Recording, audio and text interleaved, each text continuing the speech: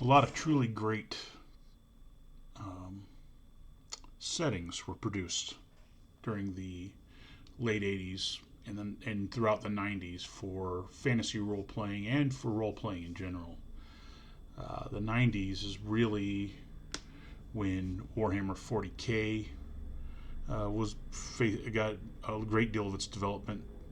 Uh, it's also, of course, the decade that introduced the world to the world of darkness through Vampire the Masquerade, Werewolf the Apocalypse, Mage the Ascension, etc. Of course, the 90s produced a ton of second edition AD&D fantasy settings, many of them absolutely iconic.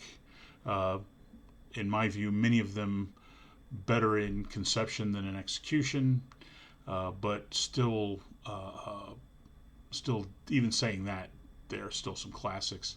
Um, Even though the Realms was created in the 80s, Warhammer 40K, or even more so than Warhammer 40K, its development in the 90s uh, basically redefined it. It became the default setting for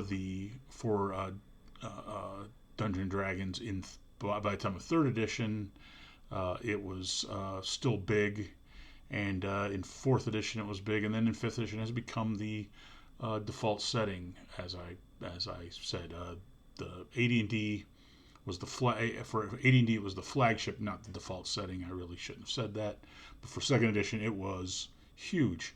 Novels set in it, um, and numerous setting books, tons and tons of fluff, what's called fluff. But I think it's among the most important parts of the game. Setting is super important.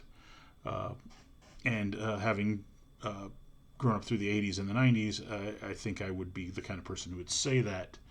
Um, the the fantasy settings for AD&D weren't the only ones, but of course you think of Ravenloft, Dark Suns, Birthright, Al-Qadim.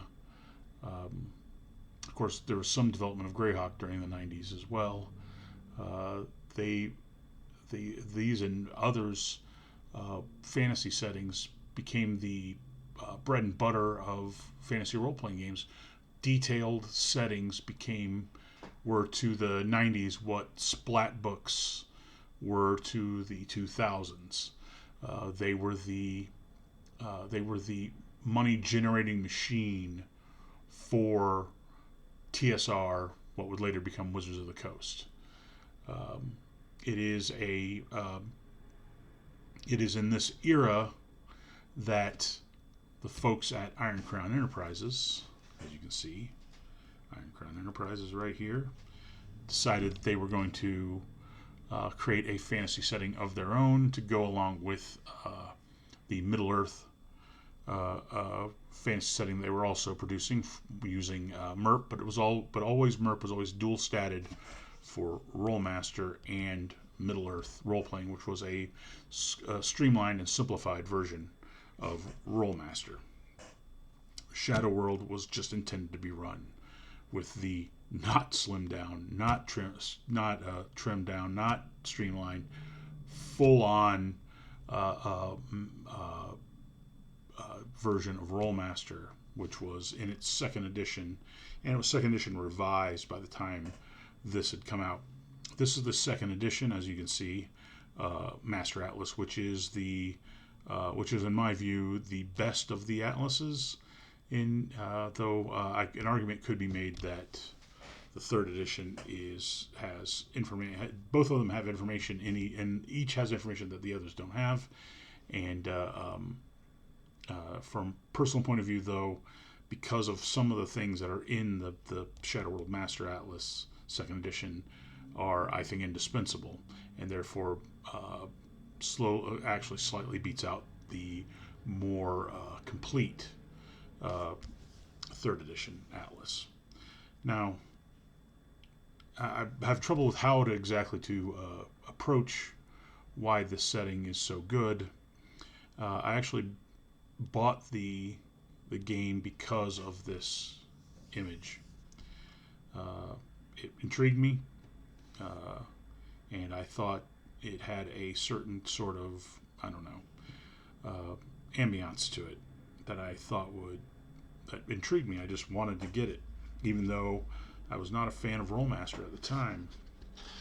And Shadow World also doesn't sounds somehow different than the Forgotten Realms, even different than Ravenloft, different than Dark Sun had yet to come out.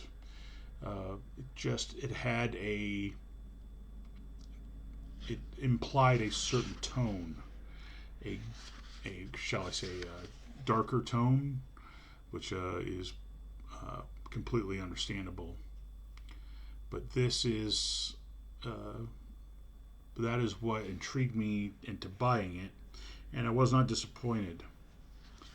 Um, it has so many things to recommend it. It is a setting built from the top down. Uh, it has taken into account into every aspect is the grand cosmological design of the setting. If you can look at this table of contents alone, you can kind of get a sense. Look at all those Roman numerals. There's 10 Roman numerals. Calthea, an overview. The essence goes straight into a huge supernatural thing. Plant life, creatures, artificial beings. Artificial beings, which implies something that is not plant life, not creatures, and not demons, not mortals, not immortals, not gods. Created beings, these artificial beings. What is their place? If you look on the list, you can see, I think it's in focus enough that you should be able to see very familiar words like elementals and mechanical constructs and golems. But words like Kaden, sentinels, Gogor, shards, Ning, and Zephyr hounds. They have they're not something that you can tell what they are just by looking at this page. Demons of the essence, demons of the void. What's the difference? The mortal peoples, the immortal peoples, the gods. And then as you look more and more on good, evil, order, and chaos of civilization, greater powers, Jaimin, the Land of Twilight, which is just a brief overview of that continent, Ymir, the Great Continent, which is another larger continent, Folan, for which they had developed a war game to be placed there, and they put it in their setting. Travel across Calthea, which is hugely important. No setting I've ever come across quite has the focus on how to travel across the world. The navigators, the idea of which comes very obviously from Frank Herbert, navigators, even though the two groups share a few similarities. They're not. It's not like he took the navigators out of Dune and just put them into the setting. They have a very different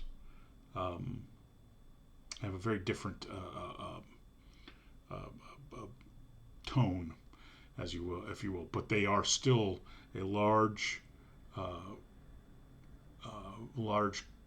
organization, transnational, planetary, and they are just one of many intriguing groups. And as you can see, travel across Calthea, and this is one of the things that really pulled me in. You can see the four headings: conventional travel, hiring navigators, portals, and navigating essence currents. And that is one of the key things about the setting. I'm not sure exactly why they came up with the idea, but it is wonderful. There are these barriers to travel. They are supernatural, magical barriers to travel. And without the navigators, there would be virtually no communication across these barriers.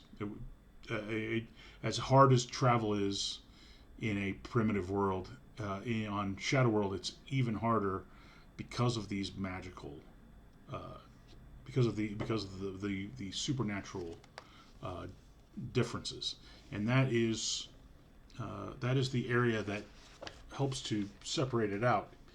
Even though even though there are many things in the setting that I very much like, it is this too. This is a spell list. This is a Rollmaster spell list. This is a Rollmaster spell list for the uh, navigators.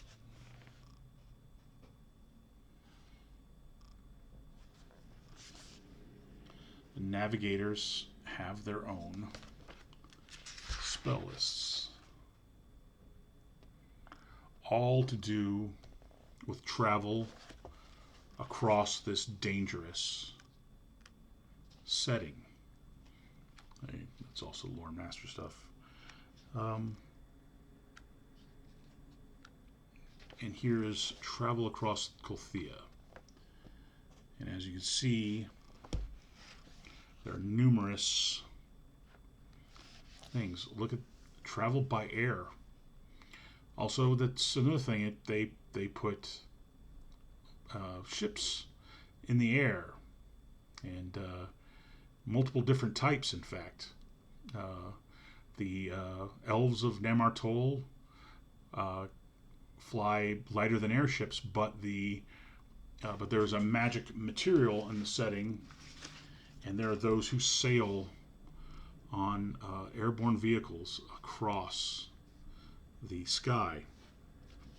Hidden routes, the ash gates, the coral roads, hiring a navigator. There's an entire chapter just on travel. Just on travel.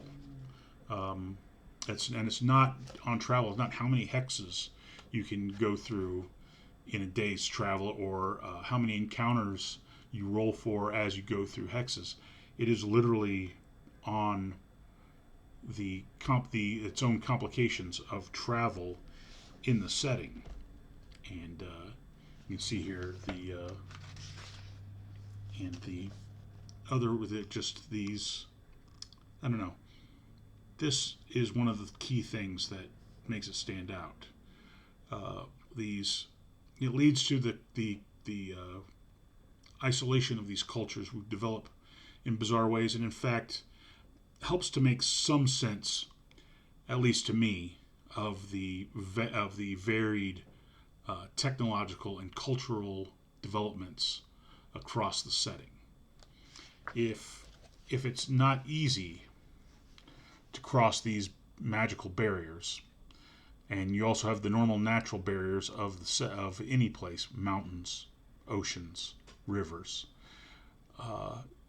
it does make sense why these certain isolated areas develop so dramatically from their neighbors, so that in certain areas of the setting, the technological level is barely above early Bronze Age, while in others they're on the verge of early modern industrial revolution. And that's somewhat true in our modern world, but it's even more true here that you can almost be neighbors. It's hard to imagine, the technologically developed place like France and Germany being next to a place like to a place that basically is almost indistinguishable from Bronze Age Mesopotamia. But in this setting, there can be these sort of contrasts, and there is some logic behind it, even if the logic's you only have to buy into it. If you can't buy into it, of course, it won't make any difference. But at least it gives some thought as to how these cultures relate to each other, how these cultures interact with each other, and why their intercourse has not led to rapid development. And why some remain in stasis at technological levels of technological development that wouldn't seem normal in a more standard fantasy setting, and why some have raced ahead to the point of almost having a technological revolution. And that is that was one of the first things that comes to my mind. And I will do another piece on another part of the lore of Shadow World, and also do flip through these Master Atlases over time. I'm probably going to do one on each of these three Master Atlases. And each one, these two have much more in common. This one has actually some fairly serious differences. This is the 4th edition, and I will go into that. I will go into detail on the Master Atlases. Probably do a video on each of them, so that I don't do a 3-hour video on on all three at once.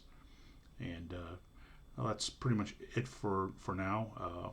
Hope to talk to you again soon.